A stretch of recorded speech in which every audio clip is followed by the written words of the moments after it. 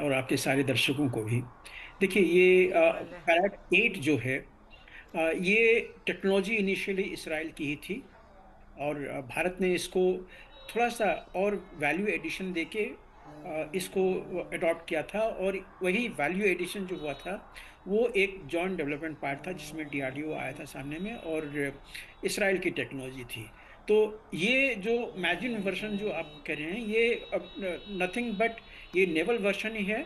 लेकिन पहली बार जब इसराइल ने इसको यूज़ किया था, वो अपने मैजिन शिप से यूज़ किया था। मैजिन शिप में जो जो फैसिलिटी हैं, जो स्पेशलिटी है, वो ये है कि वो जो मिसाइल जो है वर्टिकली ऊपर बिल्कुल। जाता है और उसके बाद अपने डायरेक्शन को बदलता है, और 360 डिग्री का जो उसका स्कोप है, होराइजन है, उसमें जाता है। तो ये सिस्टम है, इसका अभी वाइड यूज नहीं हुआ है।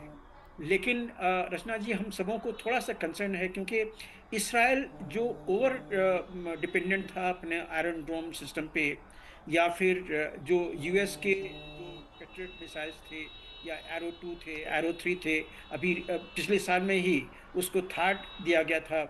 तो ये सारी चीजें क्या ये काम कर रही नहीं काम कर रही हैं, ये थोड़ा सा इसराइल को सोचना पड़ेगा। हम लोगों को लगता है कि कहीं इन सब सिस्टम पे ओवर बिल्कुल। डिपेंडेंस तो नहीं हो गया। और इसके बारे में हम लोग आज के दिन में बहुत कम बात करेंगे, क्योंकि ये अमेरिकन सिस्टम है, ये वेस्टर्न सिस्टम है, नेटो के सिस्टम है ये। और इसके ऊपर में अगर सवालिया निशान लगा, तो पूरे के पूरे जो नेटो कंपनी, नेटो नेटो देश हैं, और अमेरिकी के जो ये जो जो इसके मैन्युफैक्चरर हैं, डिजाइनर हैं, उनके ऊपर में उंगली जाएगी। इसलिए लोग इसके बारे में बात नहीं कर रहे हैं। लेकिन इसराइल को आज न कल इसके बारे में थोड़ा सा तवज्जो देना पड़ेगा, क्योंकि आयरन डोम नो डाउट ये काफी सशक्त सिस्टम है, और अभी तक इसराइल को प्रोटेक्ट किया हुआ है, लेकिन इसकी रेंज बहुत कम है। ये 4 से लगभग 60-70 किलोमीटर के आसपास में चीजों को रोक सकता है, बिल्कुल। चाहे उसमें वो मिसाइल्स भी क्यों ना हो। मोस्टली ये रॉकेट और ड्रोन्स के लिए है। अब बात आती है कि जो बड़े जो बैलिस्टिक मिसाइल्स हैं या क्रूज मिसाइल्स हैं, इसको आपको डिटेक्ट करना पड़ेगा बहुत पहले। और बैरक सिस्टम में ये है, बैरक 8 में ये प्रोटेक्शन है। लेकिन ये भी शॉर्ट डिस्टेंस के हैं, 70 से लेके 100 किलोमीटर तक का जो हॉरिजॉन्टल डिस्टेंस है वो। और वर्टिकल हाइट उसकी लगभग 20 किलोमीटर के पास में आप रख लीजिए। ये इसकी बैरक 8 की कैपेबिलिटी है।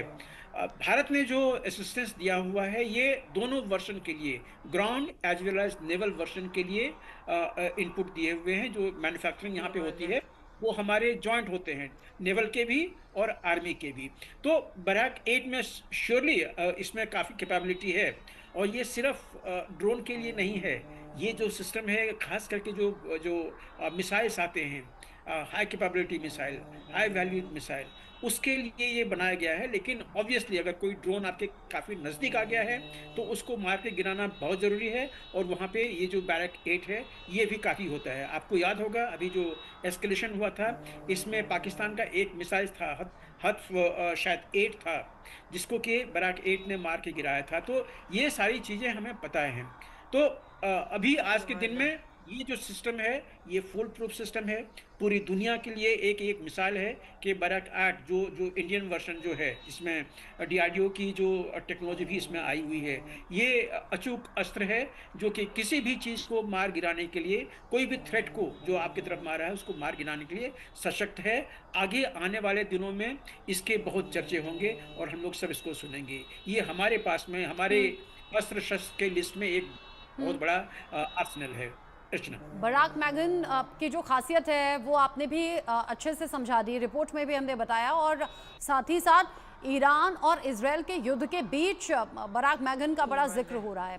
अच्छा, किसी भी युद्ध की स्थिति में हथियारों की भूमिका क्या रहती है, अनुज माथुर सर? रचना, जय हिंद। देखिए, हथियारों की भूमिका, आफ्टर ऑल युद्ध तो है ही हथियार। हथियार का सही समय पर सही प्रकार के हथियार से सही प्रकार के टारगेट के ऊपर आघात पहुंचाना, यही लड़ाई है। यही लड़ाई है। तो हथियार जो है वो किसी भी युद्ध का एक फंडामेंटल बेसिस है, और उसके ऊपर हमको हमला करने की आवश्यकता है। देखिए, मैं आपको दो बातें बताता हूँ, रचना, बहुत जरूरी है कि क्या हथियार की, हर वेपन सिस्टम की लिमिटेशंस होती है, हदबंदियां होती हैं। किसी की मिनिमम रेंज है, किसी की मैक्सिमम रेंज है, किसी की कोई लिमिटेशन है। और अच्छी डिफेंस वो कहलाती है जो एक दूसरे हथियार के साथ म्यूचुअल सपोर्ट में रह करके एक दूसरे की लिमिटेशंस को काउंटर कर सके। इसका मैं आपको उदाहरण देता हूं। हमारा जो ऑपरेशन सिंदूर था, उस ऑपरेशन सिंदूर में हमने रण ऑफ कच्छ से लेकर के सियाचिन ग्लेशियर तक एक अनब्रोकन अनब्रोकन एक शील्ड बना ली थी। इसको आप कह सकते हैं इलेक्ट्रॉनिक कर्टन बना दिया था, जिसमें से कि कोई भी जो चीज फ्लाई कर रही है हवा में वो बच करके नहीं निकल पाई। उनका आइडेंटिफिकेशन सब हुआ। दूसरी चीज होती है कि अब आपने उसको डिटेक्ट कर लिया, उसको आइडेंटिफाई कर लिया, अब उसको गिराना है, तो सूटेबल वेपन ये सिस्टम वाला है। उसके साथ वहां पर अवेलेबल होना चाहिए।